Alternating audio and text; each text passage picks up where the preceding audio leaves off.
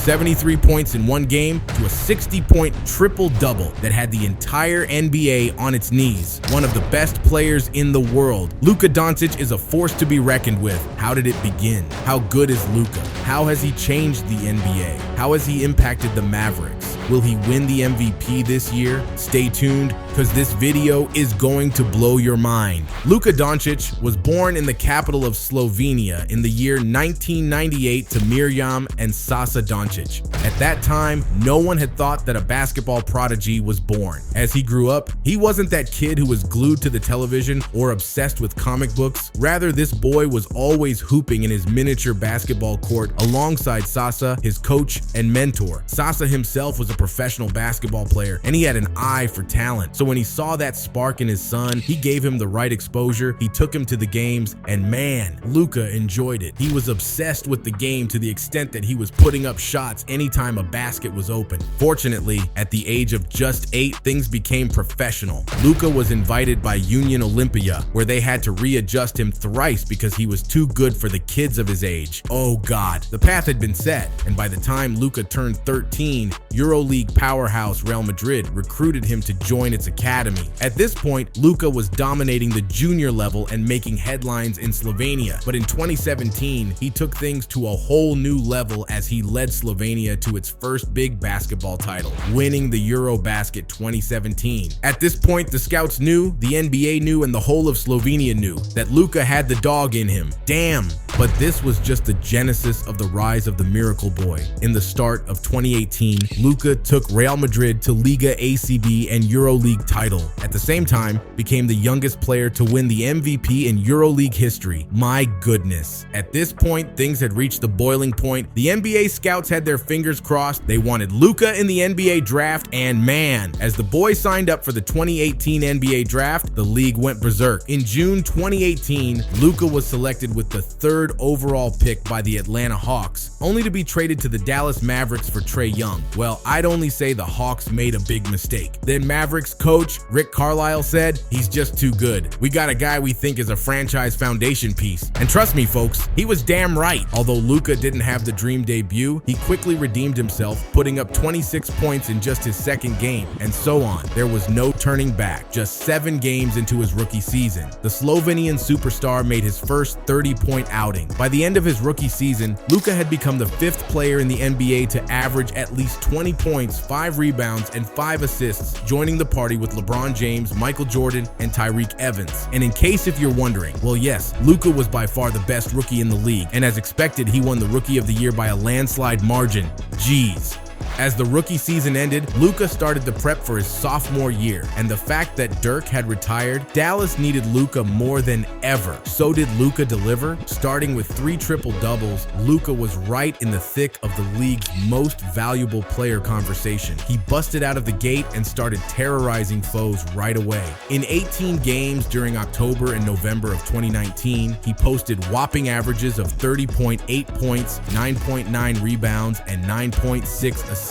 Oh God, the league wasn't prepared for such a class. Luka was so consistent that during that season, he played 20 consecutive games with at least 20 points, 5 rebounds, and 5 assists. And by the time the NBA got suspended, he had already raked in a league-high 14 triple-doubles and snapped the Mavs' single-season record of 9 triple-doubles owned by Jason Kidd. Owing to this unreal finesse, not only did Luka become the youngest European player to start in an All-Star game, he also eclipsed the benchmark set by Oscar Robertson and Russ Westbrook, averaging 28.8 points, 9.4 rebounds, and 8.8 assists per game. Although Luka didn't win the MVP, he ended 4th in the MVP race, becoming the youngest player ever to do so. But this was just the inception. Stepping into the 2021 season, Luka was yet again the hot favorite to be the youngest MVP in NBA history. But things didn't work out the way everyone had expected, and Luka finished 6th in MVP voting. Even though he wasn't the NBA MVP, he was most certainly the most valuable Maverick, as he averaged around 27.7 points, 8 assists, and 8 rebounds per game, and won his second All-Star nomination. Damn! And folks, it's important to mention that during the playoffs,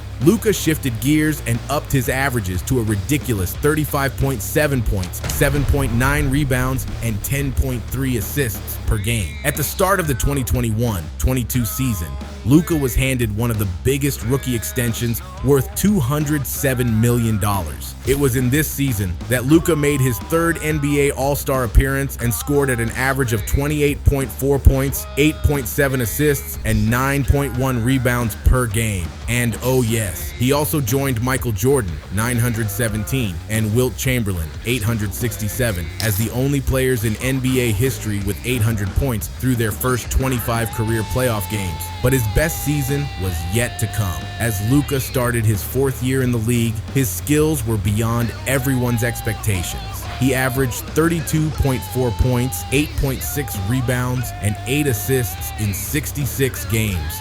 In the same year, he won his fourth NBA All-Star nomination, was ranked second in the NBA in scoring just behind the MVP winner Joel Embiid, and also set a new single-season franchise record for the most 40-point and 30-point games. Jeez. But the highlight of the season was the night of 27th December, as Luka claimed a slice of NBA history and helped the Dallas Mavericks secure their 126-121 overtime win over the New York Knicks. Next to go. Here is Luka giving the ball up to Hardaway.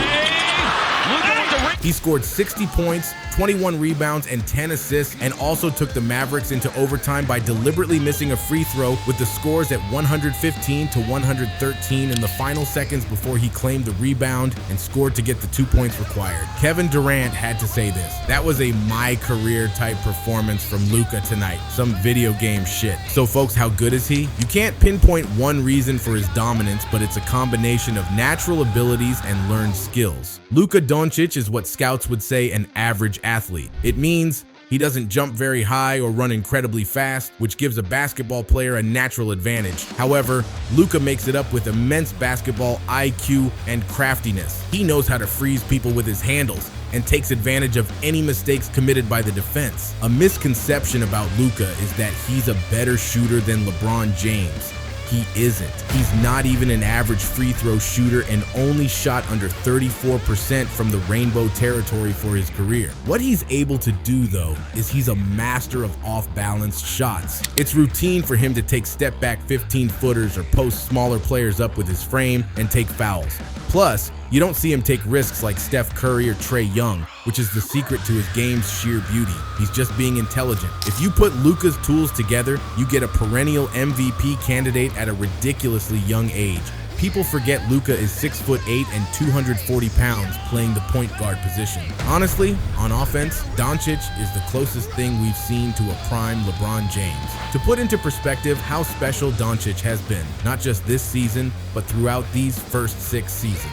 Luka is the first player since LeBron James to record at least 10,000 points, 3,000 rebounds, and 3,000 assists before turning 25 years old. He's already a 5-time NBA All-Star, and in the 2023-24 season, he's been unbelievably great. It's not that Luka is just averaging a career-high 34.4 points this season, which also leads the league. He's doing it with incredible efficiency. He's shooting 49.4% from the field, which is just a hair shy of his career best, while shooting an even more impressive 38% from deep. The main knock on Luka's offensive game has been his lack of consistent three-point shooting. His true shooting percentage of 62.2% is the highest in his career. He has the 5th highest player efficiency rating in the league, and he also ranks in the top 5 of win shares. To put that into even further context, Doncic is one of just 3 players in NBA history to average at least 30 points, 9 assists, and 8 rebounds over a season, joining Russell Westbrook and Oscar Robertson.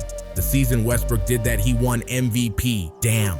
Someone give Luka his first MVP. Come on. So folks, what has been Luka's impact on the Mavericks? Well, Dallas's offense runs through Luka, and as heliocentric as it can sometimes seem, if he has an off game, which doesn't happen very often, the Mavericks aren't winning. Even when you just take him off the floor, the Mavericks are like kids learning how to swim for the first time. But when Luka is on the floor, the Mavericks play like a 51-win team, and then when he sits, their expected win total drops to 32. For Dallas, the difference between having and not having Luka is a top 4 seed in the West and missing the playoffs entirely. Oh goodness. I mean to clear things up even more. Before Luka's arrival to Dallas, the Mavericks hadn't made the playoffs in 2 seasons and hadn't won a playoff series since their NBA Finals victory over the Miami Heat in 2011. Oh God. Now, although Luka was unable to lead his lackluster Mavericks squad to the playoffs in his rookie season after they finished 14th in the West, he did lay the foundation for the future of the team. Since his arrival, the Dallas Mavericks have had 3 successive postseason appearances,